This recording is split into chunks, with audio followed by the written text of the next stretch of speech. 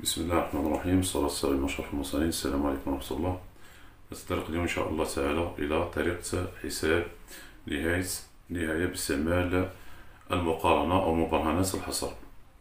المشكلة f دو x تساوي x مكعب زائد 5 كوس x زائد 1. السؤال مطروح: احسب نهاية f دو x لما x يؤول إلى ناقص ما لا نهاية والنهاية بجوار زائد ما لا نهاية.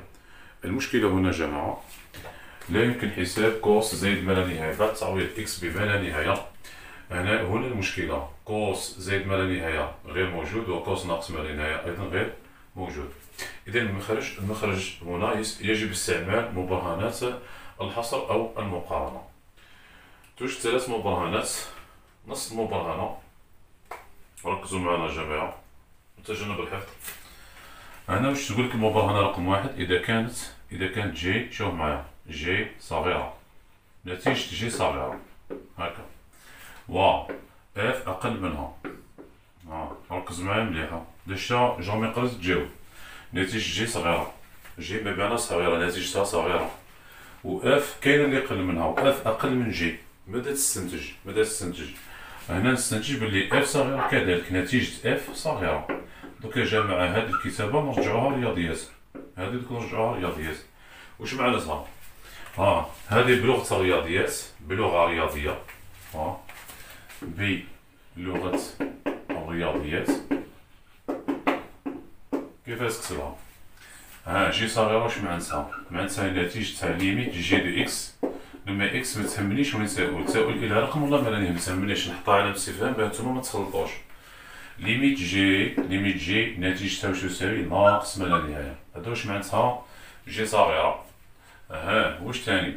وعندنا و اف أقل من جي، اف دو اكس بمعنى اف دو اكس أقل من جي دو اكس. هذا هو المقصود يا جماعة، هذه كتابة مختصرة. إذا ماذا نستنتج أن اف نتيجة اف أيضا صغيرة، نتيجة اف صغيرة بمعنى ليميت لما اكس تؤول إلى علامة استفهام ما تسمينيش وين تؤول، اف دو اكس واش تساوي ناقص ما لا نهاية. هنا جماعة ليميت اف يعني ليميت جي، ليميت جي هذه تؤول إلى ناقص ما لا نهاية، نتيجتها ناقص ما لا نهاية، و اف اكس أقل من جي دو اكس، اف اكس أقل من جي دو اكس. افهم بلي ثاني ليميت اف اكس تؤول إلى ناقص ما لا نهاية كذلك، بلا حفاظة. لكن فهمتني هنا أنا واش هضرت؟ هذه المبرهنة يقول لها مبرهنة الحاد من الأعلى، مبرهنة الحاد من الأعلى، ميهمش الاسم، راك معايا. كي تلقى أقل معناتها الحاد من الأعلى. كاينه المبرهنة رقم 2 مبرهنة الحاد من الأسفل، تخدم بأكبر هي. مبرهنة رقم 2 هذه مبرهنة الحاد من الأسفل، الحاد من الأسفل. لكن فهمتني هنا واش هضرنا بنفس اللغة، كنقولو جي كبيرة كمل لي، جي كبيرة، يعني جي نتيجة جي كبيرة.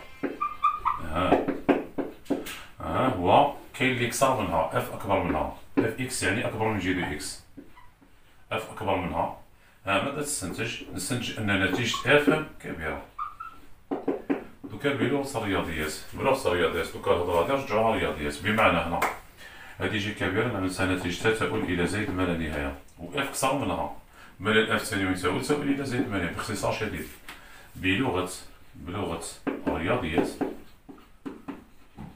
كيف نهضرو؟ واش نقولو ليميت، شوف هادي ليميت جي دو اكس لما اكس تؤول الى علامة استفهام ما تسمينيش رقم والله ما لا نهاية، ما يهمنيش، تسميني النتيجة، نتيجتها ماذا تساوي زائد ما لا نهاية، و هادي جي كبيرة وكاين اللي كثر منها، و اف دو اكس أكبر من جي دو اكس. ماذا نستنتج؟ قال إذا ليميت اف دو اكس لما اكس تؤول إلى علامة استفهام النتيجة تساوي زائد ما لا نهاية أيضا. هذه المبرهنة نقول لها مبرهنة الحاد من الأسفل. ثالثا وأخيرا، مبرهنة رقم 3 هذه مبرهنة الحصر. ركز، واش تقول لك مبرهنة الحصر؟ إذا كانت اف دو اكس محصورة ما بين جي دو اكس و اش دو اكس، وكانت نتيجة نهاية جي بجوار علامة استفهام تساوي ال، ونتيجة اش بجوار علامة استفهام تساوي ال، إذا حتما نتيجة اف بجوار علامة استفهام تساوي ال كذلك. إذا كانت النهاية هذه نهايتها تؤول إلى ال، وهذه نهايتها تؤول إلى ال، تسمى حتما هذه نهايتها أيضا تؤول إلى ال. دوكا نهضرو بلغة الرياضيات، نعرف شنو نكتبو هنا. إذا كانت جي دو إكس أقل من اف دو إكس، يعني اف إكس محصورة ما بين جي دو إكس و اش دو إكس، و ليميت جي دو إكس لما إكس تؤول إلى علامة استفهام تساوي ال، وليميت اش دو إكس لما إكس تؤول إلى علامة استفهام تساوي ال. إذا هنا واش نقولو؟ حسب مبرهنة الحصر، هادي نقولو لها مبرهنة الحصر. ليميت اللي في النص اللي هي اف دو إكس، ليميت اف دو إكس لما إكس تؤول إلى علامة استفهام تساوي ال كذلك، سي بون. دوكا كيفاه نوظفو المعلومات هادو تاعنا جماعة؟ كيفاه نوظفو المعلومات تاعنا هادو في حل التمرين هذا؟ ركز معايا مليح.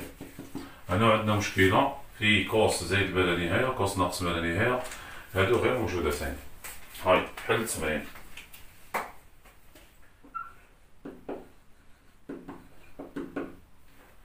شوف هنا لدينا اف دو اكس، ماذا تساوي اكس مكعب زائد 5 كوس اكس زائد 1. هاي لازمنا نبداو بالحصر. قال نعلم أن كوس إكس محصور ما بين ناقص 1 والواحد. كوس إكس محصور ما بين ناقص 1 والواحد، يعني أقصى قيمة للكوس هي الواحد، أدنى قيمة هي ناقص 1. نضرب الأطراف في 5. كون نضرب الأطراف في 5 معناتها هذه العبارة تاع اف دي إكس دوكا نبنيوها مضروبة في 5. ماذا نجد؟ ناقص 5 أقل يساوي 5 كوس إكس أقل يساوي ماذا؟ 5. ومن بعد نضيف بإضافة إكس مكعب زائد 1، نضيف نقاط بإضافة إكس مكعب زائد 1 الأطراف الثلاث. ماذا نجد؟ هاي ناقص 5 زائد 1 كم؟ ناقص 4 زائد إكس مكعب، هنا أقل تساوي إكس مكعب زائد 1 زائد 5 كوس إكس أقل تساوي 5 و 1 6 زائد إكس مكعب، 6 زائد إكس مكعب. فوالا سي بون. مقدار هذا اللي في النص هو اف دو إكس. إذا اف دو إكس محصورة ما بين إكس مكعب ناقص 4 و إكس مكعب زائد 6. دوكا هنا واش درنا؟ هنا عينا حصر ل اف دو إكس، لعبارة اف دو إكس صح. دوكا جماعة بجوار حاب نحسب النهاية بجوار ناقص ما لا نهاية. باختصار شديد بجوار ناقص ما لا نهاية دير الطرف الأيمن باش تقدر توظف لنا المبرهنة حتى الحد من الأعلى. بجوار ناقص ما لا نهاية خذ الطرف الأيمن. ركز معايا معناتها ما نديرش هذه كامل. شوف لهنا عندنا اف دو إكس أصغر تساوي إكس مكعب زائد 6. مثلا هذه هي جي دو إكس تاعنا، المقدار هذا هو جي دو إكس. هاي ندير الحساب. النهاية جماعة بجوار ناقص ما لا نهاية تاع جي. ليميت إكس مكعب زائد 6 بجوار ناقص ما لا نهاية كم تساوي ناقص ما لا نهاية. واش تعني لك انت هذه؟ تعني لي جي صغيرة، جي صغيرة حين نتيجة تاعها ناقص ما لا نهاية تسمى جي صغيرة. و اف أقل منها، اف إكس أقل من جي دو إكس.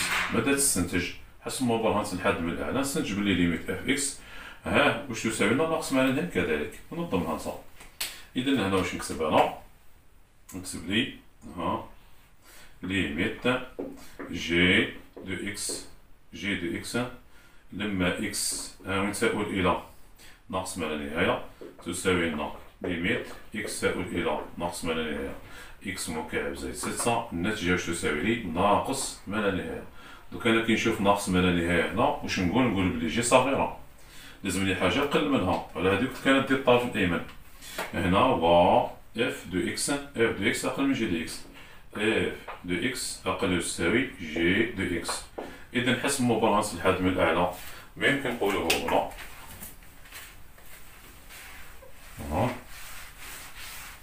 تقدر تكتب إذا تقدر تقول حسب مبرهنة الحد من الأعلى كما حبيت. حسب مبرهنة الحد من الأعلى ماذا نستنتج؟ نستنتج أن ليميت اف دو اكس لما اكس يساوي إلى ناقص 8 تساوي ناقص 8 كذلك. أنا باختصار شديد جي صغيرة قاعد تشوف جي صغيرة و اف قل منها، ما معناه مثلا اف تاني صغيرة، نتيجة اف تاني راح تكون صغيرة.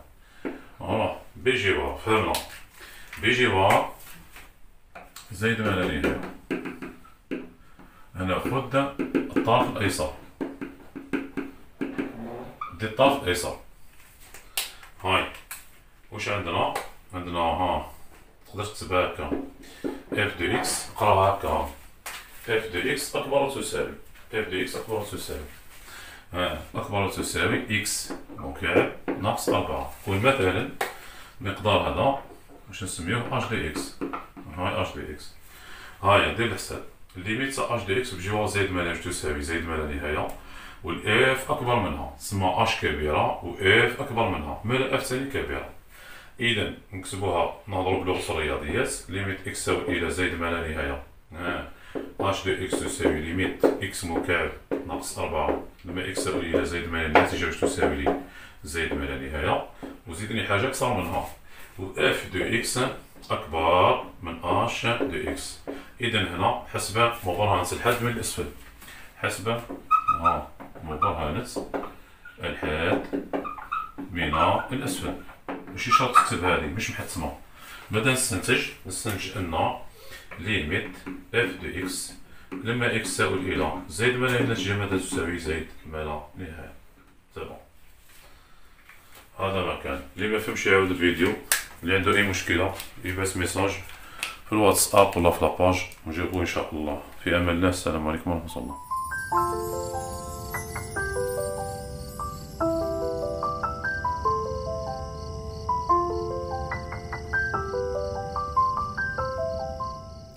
بسم الله الرحمن الرحيم، والصلاة والسلام على أشرف المرسلين. السلام عليكم ورحمة الله. نأخذ نموذج آخر لتثبيت المعلومات جيدا. اف دالة معرفة على اف كما يلي: اف اكس تساوي اكس قسمة 2 زائد سينوس اكس. السؤال: احسب ليميت اف دو اكس لما اكس يساوي إلى ناقص ما لا نهاية وليميت اف دو اكس لما اكس يساوي إلى زائد ما لا نهاية. المشكلة هنا سينوس زائد ما لا نهاية وسينوس ناقص ما لا نهاية هاد غير موجودتين، ما كانش. المخرج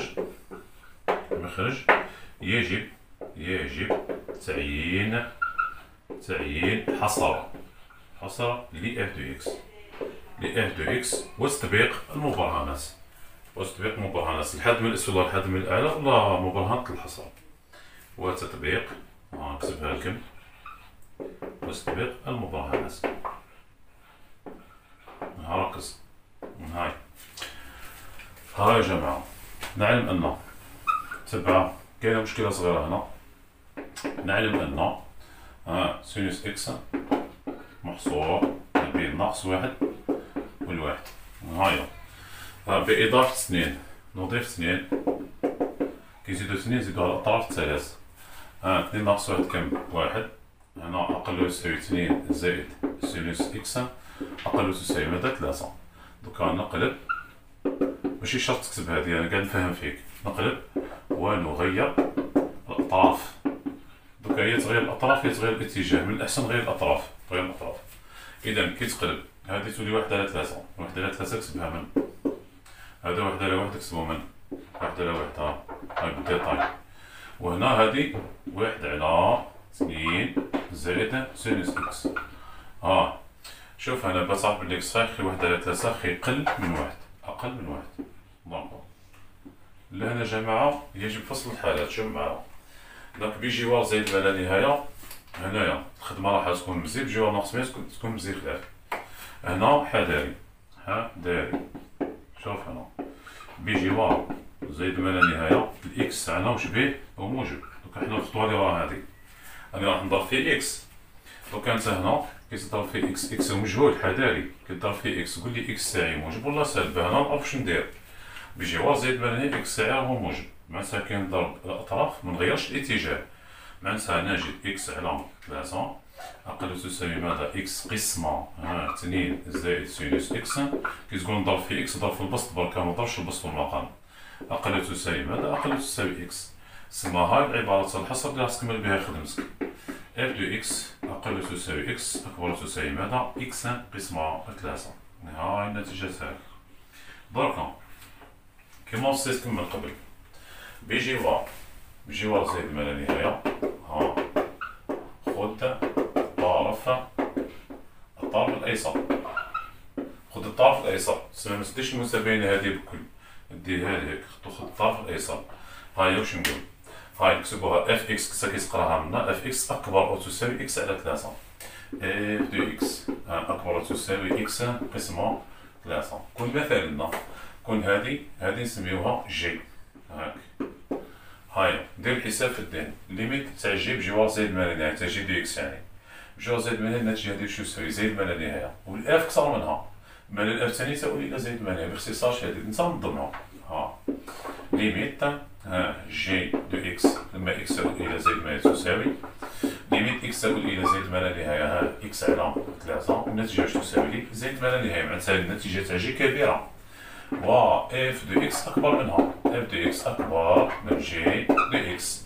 إذا هنا أكبر واش تعني لي؟ مبارنة الحاد من الأسفل، حسب مبارنة الحاد من الأسفل. ماذا نستنتج؟ نستنتج أن ليميت اف دو اكس لما اكس تؤول إلى زائد ما لا النتيجة ماذا تساوي؟ زائد ما لا نهاية كذلك. صح. دوكا بجوار ناقص ما لا نهاية، بجوار ناقص ما لا نهاية، بجوار ناقص ما لا نهاية حذاري. دوكا انت هنا كتضرب في اكس، متعاودش الخدمة من الأول خلاص، هنا عاود منا. هنا واش تقول لي؟ عندي 1 على 3، معناتها متكملش الخدمة بهذيك، كنت تكمل بهذيك غلط. هنا عندي 1 على 3 أقل تساوي 1 على 2 زائد سينوس إكس أقل تساوي 1. دوكا بجوار ناقص ما لا نهاية الإكس تاعنا واش به؟ هو سالب إكس، إكس هو سالب، معناتها انت كي تقول نقاط هاك هذا بياج، كتضرب في إكس هي هاك تبدل لي الإكس تاعك هو سالب، تسمى زيد عاود بدل لي الأطراف، زيد عاود بدلهم، الإكس تاع هذا وتاع هذا وتاع هذا، تسمى متخليش إكس على 3 هنا، إكس على 3 تولي من وإكس يولي من، باسكو إكس تاعك هو سالب، سينون راك غلط. هنايا حذاري تغير الأطراف، إكس سالب، سمعتها كيضرب في إكس نغير الأطراف. ركز كي تبدل لنا الأطراف، واش راح نلقى؟ نلقى إكس أقل يساوي إكس قسمة 2 زائد سينوس إكس أقل يساوي ماذا؟ إكس على 3. إذا اف دو إكس محصورة ما بين إكس وما بين إكس على 3. شوف هذيك كيفاش خرجت، هنا إكس هو اللي جا على اليسار، إكس على 3 اللي يمنى. شوف هذيك بجوار زائد ما لا إكس على 3 اللي على اليسار، إكس اللي على اليمنى. هذا هو الفخ اللي كاين في التمرين هذا، احذر. يعني قاعدة كي تضرب فيه مجهول ولازم تكون على بالك، ومش تحط برك، تكون على بالك كيسكو المجهول هذا كيسكو موجب ولا سالب، باه نعرف أنا واش ندير. اللي عاد موجب حافظ على الاتجاه، إلا كان عاد سالب كتبدل لي الاتجاه، اتونسيون ما تخدمش هكاك برك. هايا واش قلنا الوصية؟ بجوار ناقص ما لا نهاية، خذ الطرف الأيمن، دير الطرف الأيمن، باه تلقى المبرهنة اللي قريت. هايا خذ الطرف الأيمن، هايا واش نقول؟ مثلا ندير الطرف هذا، إذا اف دو إكس أقل تساوي ماذا؟ إكس على 3، إكس على 3، سي بون. هايا هنا واش نقول؟ واش عندنا؟ عندنا ليميت إكس على 3، تقدر تسمينا هاك جي، هاذي هي جي دو إكس، ليميت جي دو إكس لما إكس تؤول إلى ناقص ما لا تساوي ليميت إكس على 3 إكس تؤول إلى ناقص ما لا، النتيجة واش تساوي؟ ناقص ما لا نهاية، بمعنى نتيجة جي صغيرة، نتيجة تاع جي صغيرة عطيني حاجة قل منها، حاجة قل منها هي الاف قل منها، و اف دو اكس أقل أو تساوي جي دو اكس. واش نقول هنا؟ إذا حسب مبرهنة الحد من الأعلى، من عندي أقل مش كيما قبل عندي أكبر، أكبر تعني أسفل وأقل تعني أعلى، حسب مبرهنة الحد من الأعلى. ماذا نستنتج؟ نستنتج أن ليميت اف دو اكس لما اكس يؤول إلى ناقص ما لا النتيجة ماذا تساوي؟ ناقص ما لا نهاية. سي بون. ثبتوا مليح المعلومات. نلتقي الحصة القادمة في أمان الله. السلام عليكم ورحمة الله. Never lose hope when everything's cold and tight. بسم الله الرحمن الرحيم. الصلاة والسلام على أشرف المرسلين. السلام عليكم ورحمة الله. نكمل مع توظيف مبرهنات المقارنة أو الحصرة. احسب كل نهاية. يا جماعة اختبروا معلوماتك. ليميت إكس ناقص واحد مربع كوس بي على إكس ناقص واحد لما إكس يؤول إلى واحد. ليميت إكس يؤول إلى زائد ما لا نهاية 2 ناقص 4 ضرب ناقص واحد أس إكس قسمة إكس. إكس يؤول إلى زائد ما لا نهاية. ليميت إكس يؤول إلى زائد ما لا نهاية كوس إكس قسمة إكس ناقص واحد. ليميت إكس يؤول إلى ناقص ما لا نهاية كوس إكس قسمة إكس ناقص الواحد. ركز.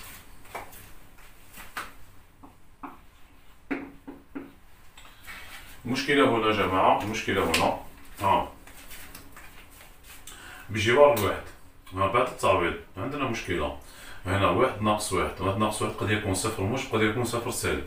بي قسمة صفر موجب النتيجة زائد ما لا نهاية كوس زائد ما هي غير معرف، وبي على صفر سالب ناقص ما لا نهاية كوس ناقص ما هي ما كانش غير موجود. إذا هنا يجب استعمال الحصر.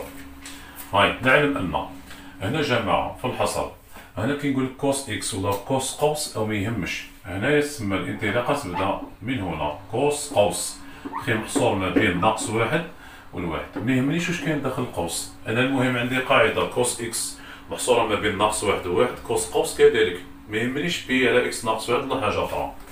عندي هنا اكتب لي بي على إكس ناقص الواحد. سي بون.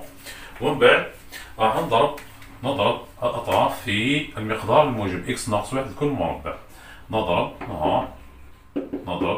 في المقدار الموجبة إكس ناقص واحد لكل مربع. على بالنا هنا عندنا مجهول مي يعني عندي تربيع، هذا راهو موجب تمام. مع نبدا عندي حالة واحدة. بعد الضرب ماذا نجد؟ نجد ناقص واحد في إكس ناقص واحد مربع صار تساوي إكس ناقص واحد مربع كوس بي على إكس ناقص واحد أقل تساوي ماذا؟ أقل تساوي إكس ناقص واحد لكل مربع. سي بون.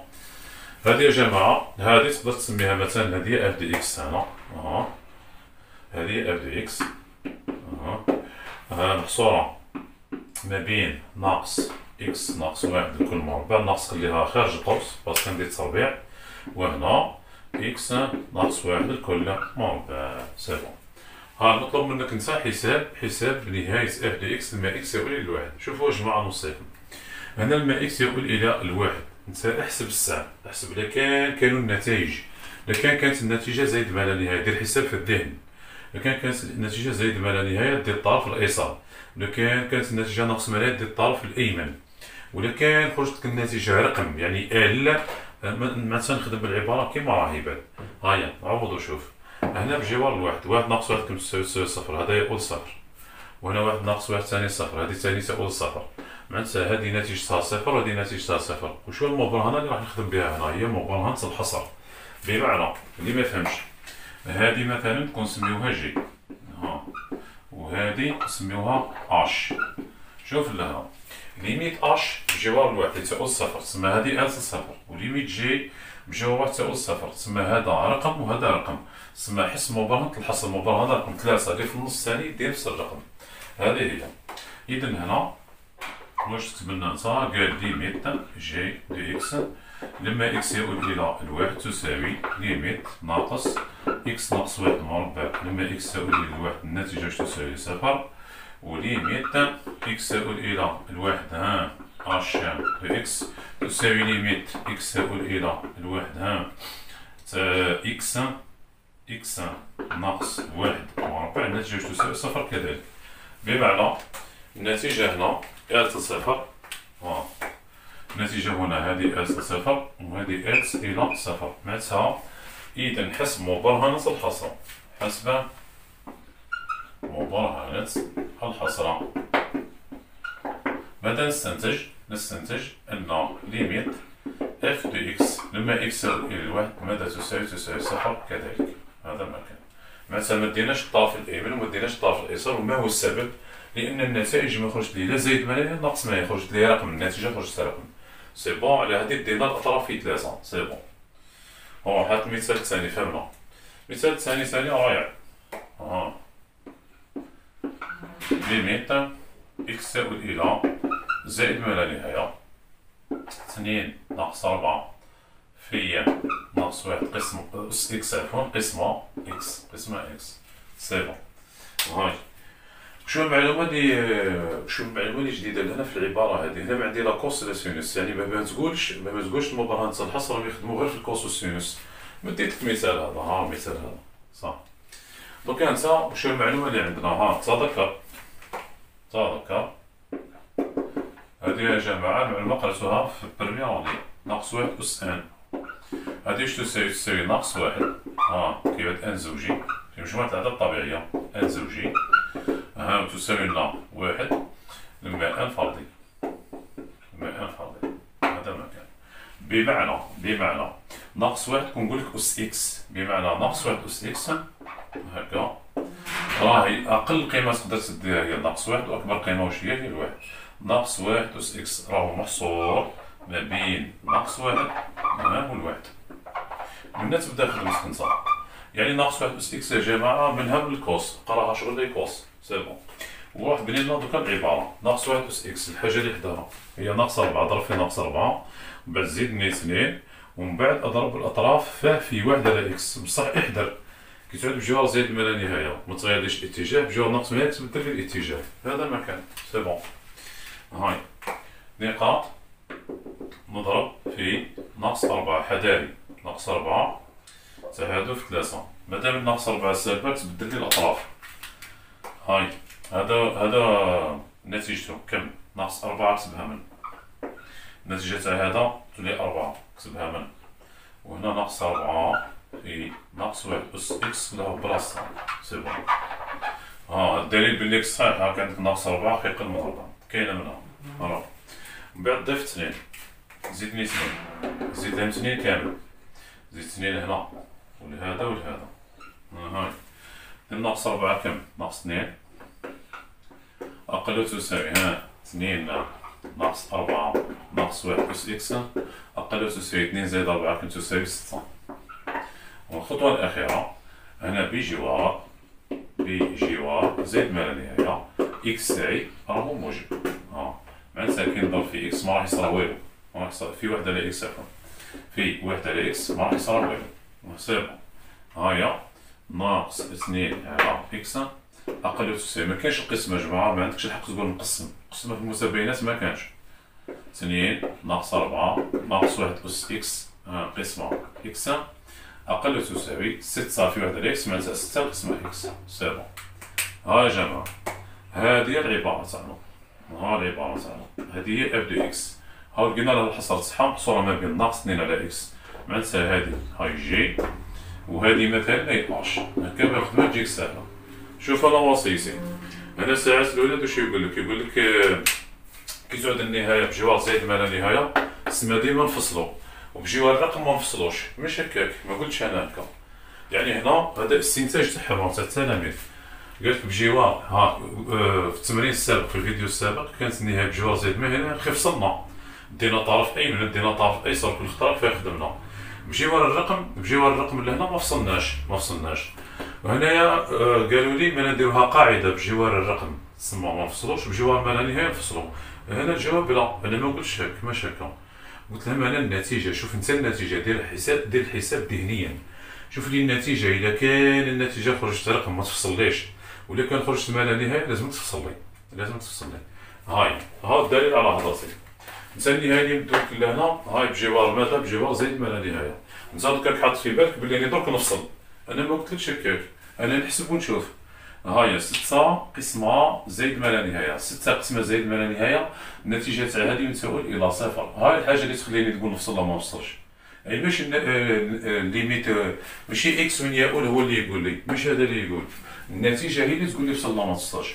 ناقص 2 على زائد ما لا نهاية، مادام تساوي صفر كذلك. مادام هذه صفر وهذه صفر تسمى ال رقم ما تفصليش، خليها هكا، خليها هكا يميها. سي بون. إذا ها واش نكتب هنا؟ ليميت جي دو إكس لما إكس تساوي إلى زائد ما لا تساوي، ليميت إكس تساوي إلى زائد ما لا نهاية ناقص 2 على إكس، النتيجة مادام تساوي صفر، ميهمش صفر موجب لا سالب.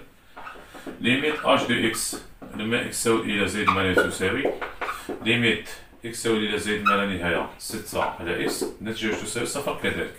إذا حسب مبرهنة الحصرة، حسب مبرهنة الحصرة ليميت اللي في النص، ليميت اف دو إكس لما إكس تساوي إلى زائد ما لا نهاية مادام تساوي صفر أيضا.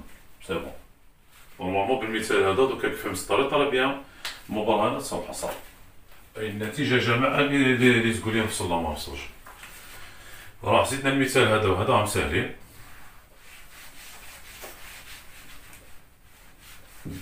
هاي رابيدمون المثال الثالث، ليميت كوس إكس على إكس ناقص واحد، إكس يساوي إلى زائد ما لا نهاية، هذه واش تساوي علامة استفهام. نعلم أن كوس إكس محصور ما بين ناقص واحد والواحد. دركا نسا بجوار زائد ما لا نهاية، بجوار زائد ما لا نهاية، ما طيحش في البياج. عندي أنا إكس ناقص واحد، إكس ناقص واحد هذا واش بيه؟ خي موجب، موجب. داكور، ركز معايا مليح، ركز معايا مليح. صح. دوكا كيتضرب نتا في الأطراف في وحدة إكس ناقص واحد، ناقص واحد تقسيم إكس ناقص واحد، راح تبقى أقل أو يساوي كوس إكس قسمة إكس ناقص واحد أقل أو تساوي واحد على إكس ناقص واحد. إذا هذه الإف تاعي أنا، هذه إف دو إكس، ركز، هذه إف دو إكس أنا تاعي. أنا النهاية طلبتلك هذه، هايا دير نتا الحساب كيما وصيتك، كيما وصيتك. هايا واحد على زائد ما لا نهاية، النتيجة هذه واش تساوي؟ تساوي صفر، وناقص واحد على ما لا نهاية واش تساوي لي؟ تساوي لي صفر. تسمى حسب مبرهنة الحصر ليميت اللي في النص يساوي صفر. هنا تفصل ولا ما تفصلش؟ ما تفصليش. هاي إذا هنا واش نكتبو؟ ليميت ناقص واحد قسمة إكس ناقص واحد، إكس يساوي إلى زائد ما تساوي صفر. ها واش عندنا ثاني؟ ليميت واحد قسمة إكس ناقص واحد، إكس تساوي إلى زائد ما تساوي صفر كذلك، حسب مبرهنة الحصر. حسب مبرهنة الحصر ليميت اف دو إكس لما إكس تساوي إلى زائد ما واش تساوي لنا صفر كذلك. ختاما نفس النهاية بجوار ناقص ما يا جماعة، نفس النهاية بجوار ناقص ما لا نهاية. ماذا نجد؟ في رايك واش راح تغير لنا لهنا؟ واش راح يتغير؟ في رايك عطينا رايك. تقول لي من المفروض هنا واش راح يتغير لنا؟ كيضرب في إكس ناقص واحد، هنا إكس ناقص واحد بجوار ناقص ما راح يكون سالب، معناتها راح تبدل لي الأطراف، راح يتغيروا الأطراف، هذا المكان. هاي عندي كوس إكس محصورة ما بين ناقص واحد والواحد. دركا هنا واش كتب لنا نتا؟ قال بجوار ناقص ما لا نهاية إكس ناقص واحد سالب. إذا هنا كينضرب دوكا هنا في واحد على إكس ناقص واحد، ندير سالبين نبدل الأطراف. إذا واحد على إكس ناقص واحد تكتب على اليسار، وناقص واحد على إكس ناقص واحد تكتب على اليمنى. وهنا واش نكتب؟ كوس إكس على إكس ناقص واحد. فوالا غيرنا الأطراف. شوف الفرق ما بين هذه وهذه، هنا الناقص هي على اليسار، هنا الناقص جات على اليمنى، هذه الموجبة على اليمنى، هنا جات على اليسار، راني غيرت، سماك ما طحتش في البياج. نفس الشيء، كيتقسم هذه على ناقص ما، النتيجة هذه تساوي صفر، وهذه تساوي صفر، سمي هذه اللي في النص تساوي صفر. سي بون خلصت. هاهي واش نكتب هنا؟ هذه اف دو إكس تاعي، بيان ليميت واحد على إكس ناقص واحد، مما إكس يساوي إلى ناقص ما تساوي صفر، وليميت إكس يساوي إلى زائد ما لا نهاية ناقص واحد على إكس ناقص واحد تساوي صفر كذلك، حسب مبرهنة الحصر. ماذا نستنتج أن ليميت اف دو إكس لما إكس يساوي إلى ناقص ما ماذا تساوي صفر كذلك. سي بون جماعة، نورمالمون مبرهنة الحصر رانا فاهمينهم على التربية. ثبتوا المعلومات، عاودوا الفيديو، اللي لقى أي مشكلة رانا حنا في أمان الله. السلام عليكم ورحمة الله.